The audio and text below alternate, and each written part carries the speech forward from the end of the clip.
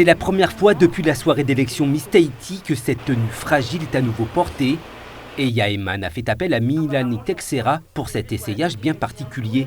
Ce corset, ajusté au plus près du corps et la jupe qui l'accompagne, sont ornés de nacre et de perles.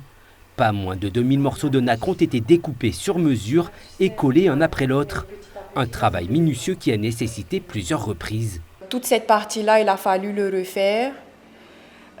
Et il y a d'autres petites pièces aussi qu'on a dû rajouter justement pour pouvoir faire un relief. Il fallait vraiment être très minutieux et pas s'énerver, quoi. L'idée de cette tenue a d'abord germé sur le papier. Petite fille d'un artiste peintre, la créatrice dessine l'esquisse et envoie le croquis au styliste Raymana Cowan, installé à New York. Il accepte de travailler avec elle sur la confection de cette tenue unique. On a fait la base du corset qui est en dessous des nacres.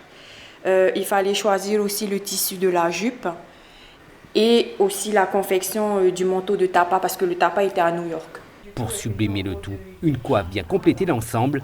Avec cette tenue faite à la main et avec passion, Eya a décroché le prix du plus beau costume lors de la soirée d'élection Miss Tahiti. Modèle du jour, Milani, Miss Polynésie 2010, est honorée de le porter. C'est un travail surprenant, hein. On voit que ça a été travaillé minutieusement, il y a énormément de détails. C'est super confortable, voilà, c'est agréable.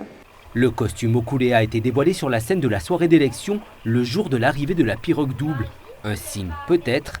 Ses créateurs espèrent désormais pouvoir exposer le plus beau costume empreint de l'âme polynésienne dans un musée à New York.